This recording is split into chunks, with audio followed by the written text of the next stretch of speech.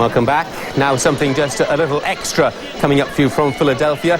It's the appearance out there of the British heavyweight Henry Akinwande. He's taking on, well, one of the legends of the fight game, Tony Tucker. And we can pick it up now at the beginning of round 9. And this is an important fight for Henry Akinwande from Dulwich in London. World ranked now in the top 5 in the black trunks here, and doing very, very well here in round 9 against Tony Tucker with a yellow stripe down his shorts. Tucker, the former IBF champion who took a peak Mike Tyson all the way back in 1987. But Akinwande has jabbed, his fast hands have worked well for him, and Tucker has tried to come forward but has found it hard to get set and let his punches really fly. But are the judges scoring for Tucker's aggression? That's another really good right hand from Akinwande. Yes, Akinwande is boxing very well indeed. The left jab, he just keeps darting now. It's a really fast punch. Every now and again he just picks it with that right hand as well. And Tucker just catching too many. You can probably see watching in the background Frank Bruno with Frank Warren, who's here of course with Bruno Tyson to be promoted. But Akinwande, if he wins this, could get a world title shot of his own, maybe against the WBA champion Bruce Seldon. He'd certainly be very close to getting the breakthrough. Promoted now by Don King, Akinwande. Akinwande just landed again with that sneaky little right hand. He's used that well so far. But I think his jab has been very good indeed. That's just kept Tucker off balance throughout. Akinwande, this 6 feet 7 inch beanpole. Just occasionally Tucker has got to him, but in the main he's been just too fast and slippery for Tucker. And really it's his first excursion into world class against a top American heavyweight. Tucker still has a rating of 3 with the WBA and WBC. If Akinwande holds on to this, and I think he's ahead, this is some win. Yes, I think he's ahead. Tucker's been coming forward a lot during the fight, but Akinwande has been landing with the better punches and some good sneak little right hands. And I think he's in a nice little lead now. But do the judges think so? You sometimes see some strange things. The American judges just have a slightly different way of seeing things to us in Britain. But Akinwande has been so accurate and fast with his jab.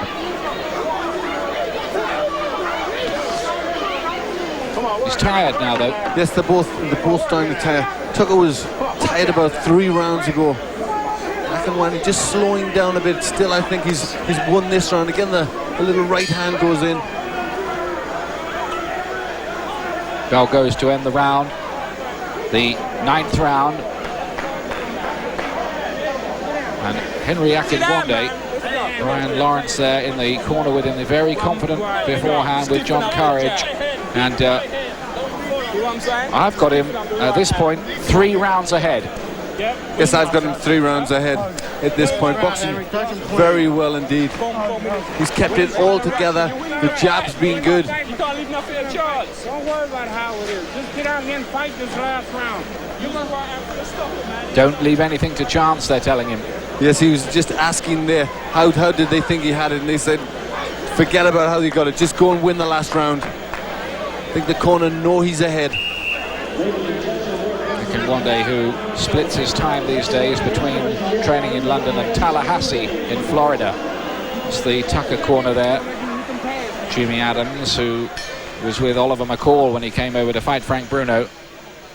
Last round, and Akinwande in sight of his biggest ever win if he can hold on to this. But really in this last round, he must go out and make sure, because you never know how the judges might be seeing it. He seems to us to be in charge of it.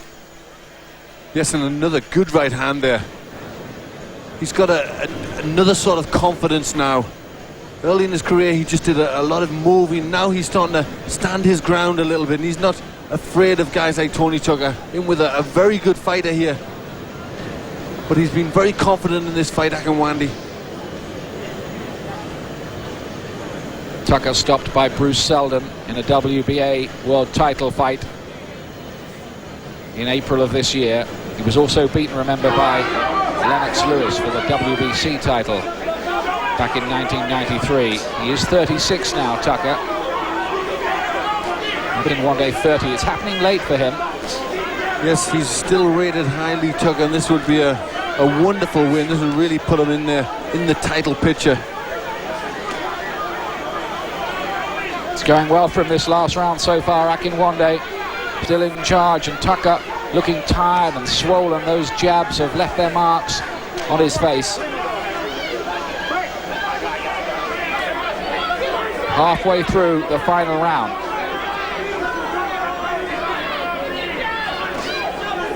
That's the weapon that has worked so well. He's very tall, Akinwande. He's very long, but he uses that gift he has, uses that jab to the best of his ability. Akinwande, a former European champion, but people used to be a bit dismissive about him. He was gangly, he looked too light and weighed under 15 stone and tended to be a shade on the boring side, they thought, but he's filled out and he really has looked like a world-class heavyweight here. Yes, and I think if he can get this victory here, this will really give him great confidence. It's a tough fight to take. The boxing skills honed in a long amateur career, serving him well. Twice an ABA champion, he went to the '88 Olympics, and within sight, it looks like, of a very, very important win, the most important in his career, I would say. If he can hold on. How are the judges seeing this, we wonder? 20 seconds to go. He's winning this last round, Glenn. Yes, again, he's doing enough to win this round. He's just making Tucker miss there, just picking with the jab, the occasional right hand. Again, he catches Tucker there. The bell will go any second, and Henry Akinwande believes he's won it. He's not the most extrovert man in the world. He's not the kind to go dancing around the ropes. And those were highlights from earlier on, and I can tell you that the judges gave it unanimously to Henry Akinwande, the British boxer, one by 6 rounds, the other 2 by 4 rounds, which was how Glenn and I had it, and Akinwande scoring the win of his career, and he could be in line now for a shot at one version of the world heavyweight title in 1996. Well, that's a great victory, isn't it, from Henry Akinwande. Gary Mason, I wonder how you would rate that performance. Has to be the best of his life, doesn't it? Yes, Henry Akinwande, he put himself in, that was in good class. He performed well and he beat Tony Tucker in America. That's a great one for his record, and it's a pity there couldn't have been more drama around it, you know, then it would have been more exciting and people would have remembered it more. But a very good victory, and it keeps him on course to where he wants to go. Big name, of course, big scalp, but how good is Tucker these days? Well, Tucker has to be considered good because he's still ranked in the world top 10. He's only recently just been a challenger for a world heavyweight title, so it's a very, very, very credible win for him. Well, having got that victory, I mean, do you see Akinwande as a credible world title prospect? Oh yes, Akinwande is one of the good heavyweights out there. He is unbeaten, but unfortunately for Akinwande, his style is not very exciting, so he won't get people queuing up to fight him. And as well as not being beaten as well, people don't want to fight him because even if they don't beat him, they might look bad. So that's the only things he has against him. But he does have a plus in Don King in his corner, so he will be able to get the type of fights that he needs. Okay.